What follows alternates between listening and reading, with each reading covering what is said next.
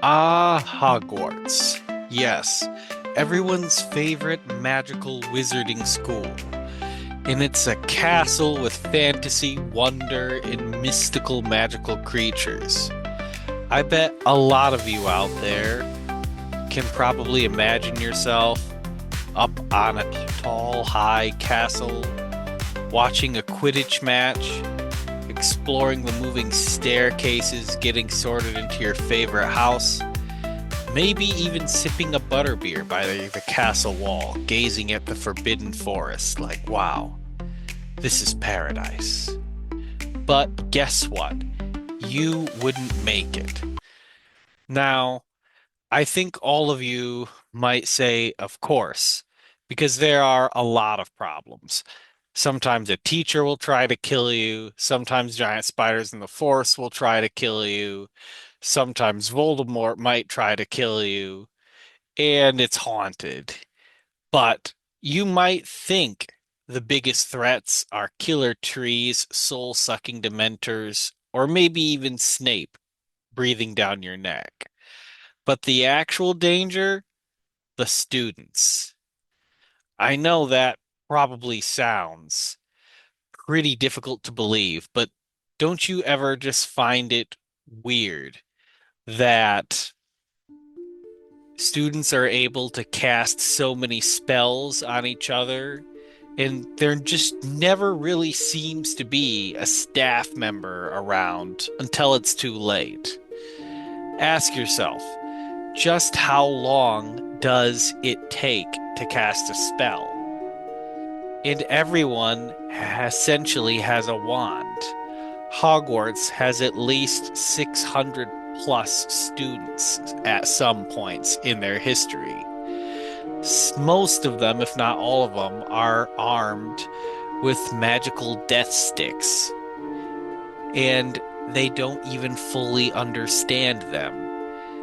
You can probably picture these kids inventing spells and blasting out nonsense like abracadabra at each other just to see what happens. You might think, well, I'll be fine. I'll be popular, like Harry or James. No, you're not Harry. You're Jimmy. Now, let me try to put this into perspective. Hogwarts is a very massive amount of land and building, with floors upon floors and miles and acres of land. But let's just ballpark it to somewhere between 400 to 800 acres. This will include the lakes, the towers, fields, forests, and ancient rooms that rearrange themselves for fun. To put this into perspective, that is enough land to fit somewhere between 2 to 5 small towns inside. And you have hundreds of students, each in a different house. And the result, the teachers can't monitor everything. The staircases disappear, dungeons that echo screams.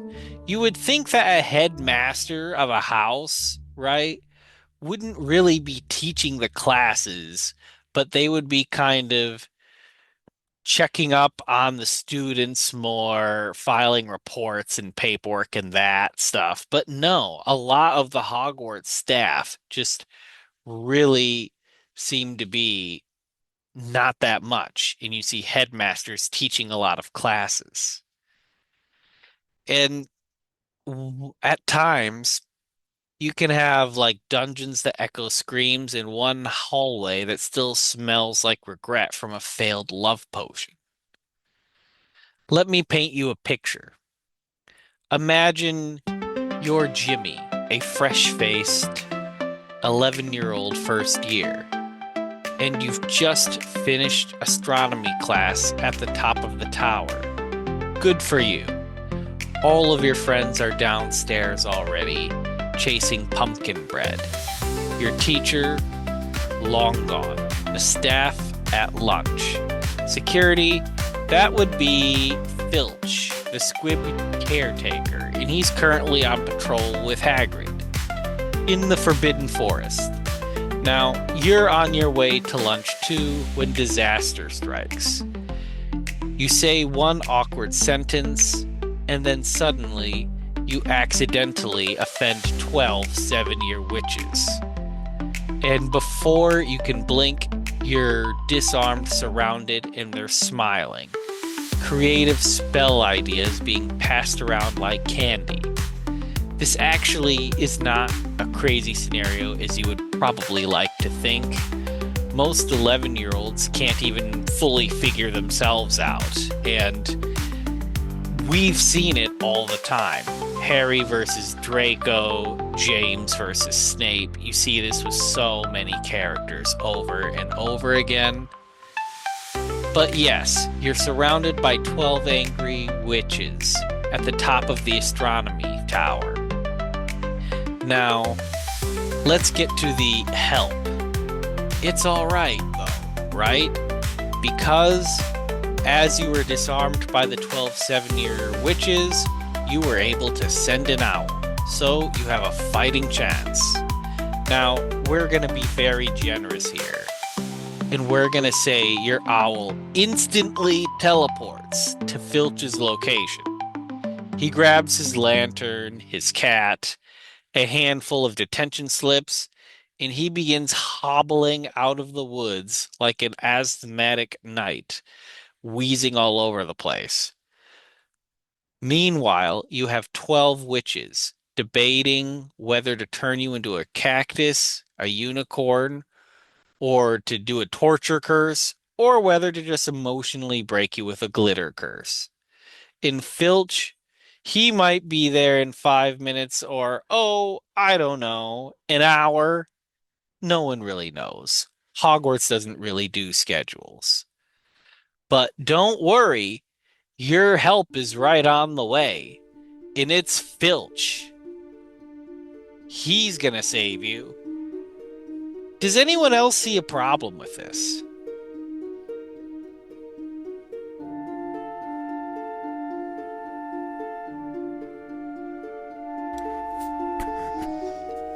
So, I have a lot of questions, right? Like, because it's actually kind of disturbing at just how many invented spells there are. I'm just genuinely disturbed.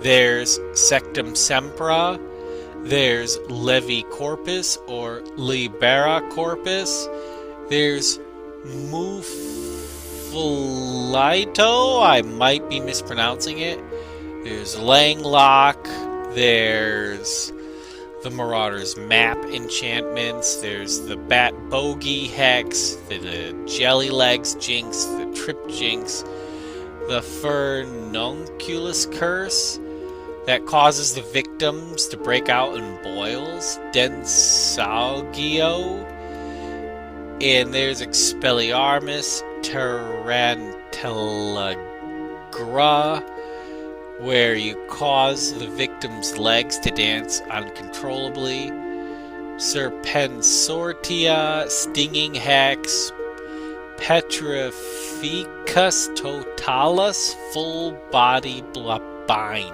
Curse, paralyzes the victim, Leg Locker Curse, Engorgio, enlarges or shrinks objects or people. It's like, and they have love potions, polyjuice potions, skeeving snack boxes. And, ugh. This is actually kind of really disturbing if you think about it. Why are students able to just have a wand whenever they want?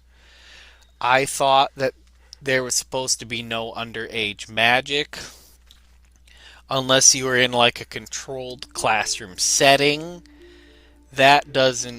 Controlled classroom setting doesn't mean students get to have the wands whenever they want. And frankly, They shouldn't be allowed to take their wands home. They shouldn't be allowed to have magical objects whenever they want. And we should probably have more than one squib as a security staff. So, this right here is our little made up Hogwarts reform scroll. So, these are just a few recommended changes to the Hogwarts policy to hopefully make Hogwarts a little bit safer. So first we have Section 1, Wand Access and Ownership Policy. All students may be paired with the wand at age 11. However, wands are immediately registered as school property and secured in Hogwarts wand vaults. Students will not gain personal ownership of their wand until successful graduation from Hogwarts. In case of withdrawal, expulsion, or failure to meet minimum standards, wands remain property of the school. Wand usage by year. Year 1. Students may not participate in any wand-using curriculum. Focuses on theory, ethics, magical awareness, magical creatures, magical biology, potions, and other non-wand practical disciplines. If you can't last 1 year before you have to start slinging spells, then maybe you shouldn't have a magical death stick everywhere. Year 2 onward, wands may be checked out during approved lessons only, and then immediately returned to secure lockers afterwards. And no, you may not take your wands home. And no, you may not take it to your dorm. You're checking it out like a library book. Wand restrictions. If students repeatedly break rules, then staff may temporarily restrict access to a wand for behavioral misconduct, but must file a formal disciplinary report. And no staff member may deduct more than 10% of a student's cumulative academic score per term. We're going to go over that in another section. Wand privileges may be revoked until improvement is demonstrated and reviewed by the disciplinary council. Hand-me-down wands. Use of a second-hand wand requires an approved wand compatibility waiver issued by the Office of Magical Oversight. If a waiver is not approved, a school-issued wand will be provided for instructional use only. And the wand can't cause massive destruction to the person using it or others. And no broken wands. Section 2. Magical Artifact and Object Regulation, or more. All magical objects brought to Hogwarts must be declared, registered, and magically tagged upon arrival. This includes invisibility cloaks, and this also includes any Marauders maps or any other stuff you may have. Objects not registered are considered contraband and will be confiscated pending disciplinary review. All magical artifacts are stored in a secure magical item vault and may only be accessed during supervised class use, if at all. Items of historical, familial, or experimental significance require pre-approved object use permits. Dangerous or dark items, cursed objects, soul-bound items, or artifacts of unknown origin are strictly prohibited. If discovered, they are to be turned over to the Department of Magical Law Enforcement for analysis. Now for academic performance in disciplinary integration. I think it's safe to say the Hogwarts point system is trash and it doesn't achieve anything. So instead of that, we are going to have a unified grade system. All subject grades will be combined into a single yearly final magical proficiency score, or FMPS. Now, if you want to progress to the next year, the minimum passing threshold will be 45%. Students who do not meet this will be enrolled in a mandatory summer remedial, or they might be redirected to a vocational magical apprenticeship. You also might want to consider having a tutor. Students may repeat one academic year once if they fail to meet the FMPS requirement. A second failure results in redirection to alternate educational pathways. Behavioral deductions. Misconduct results in permanent grade deductions from the FMPS.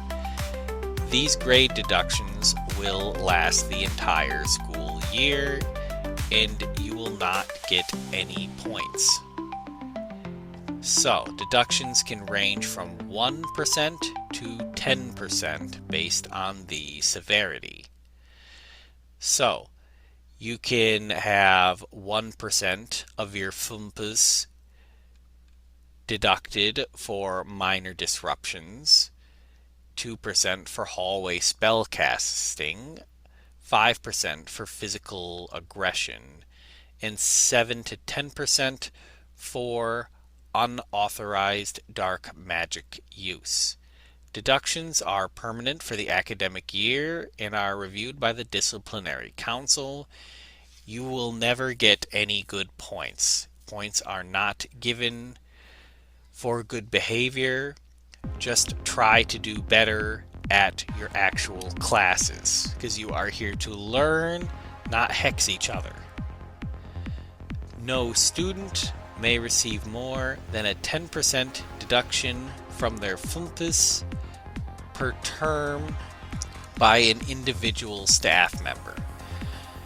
So an individual staff member can't deduct more than 10% from their FMPS score. So you can't have Severus Snape deduct 30%. At least not individually. Staff must log all deductions, and additional penalties must be reviewed and approved by the disciplinary council. Extracurricular participation. Students must maintain a FMPS of 70% to participate in any extracurricular activities. Examples: Quidditch, dueling club, gobstones, magical clubs. Staff members recommending academic or disciplinary penalties over 5% must submit a review form and gain approval from their department head and head of school. Students who do not thrive in Hogwarts residential model may be referred to certified magical home instruction programs, Muggle magical integration tutors, and ministry-sponsored vocational academies. Students who demonstrate behavioral incompatibility, emotional instability, or personal hardship may be referred to an improved private magical tutor program. Tutors act as both magical instructors and family liaisons, specializing in magic to Muggle world integration, emotional developmental support, remedial magic skills, and home-based magical education for high-risk or sensitive students. That option is especially encouraged for students experiencing trauma, cultural shock, or persistent disciplinary issues that cannot be resolved within Hogwarts environment. Withdrawn or redirected students may reapply to Hogwarts following 1 year of successful alternate education and passing ministry proficiency exam. And here's our next section: enforcement and transparency. Each student will receive a personal conduct scroll updated monthly with their Foompas behavior record and wand status. The Staff Oversight Board will review, grade penalties, and artifact restrictions each term. No staff member may enact indefinite punishments. All disciplinary actions require end of date or review cycle. The school will publish a yearly Hogwarts accountability report showing anonymous academic trends, wand restriction rates, and disciplinary outcomes. Now, magical safeguards and emergency response, or as we prefer, the Jimmy protocols. 1. The Spell Reverse Registry. All student-invented spells must be formally logged and reviewed by staff. Spells lacking a known reversal are prohibited from student use. Identity-altering magic ban. Spells altering another student's species, physical form, or whether they an animal, wolf, gender, whatever, or identity without supervision are strictly forbidden. Violators face immediate disciplinary board review and mandatory reversal. Panic pebbles or magical emergency alert charms. Each student will be issued an enchanted panic stone when activated that sends a distress signal to staff and magical responders. Because nothing says modern safety like a rock that screams for help. And these rules will apply to all students. There will be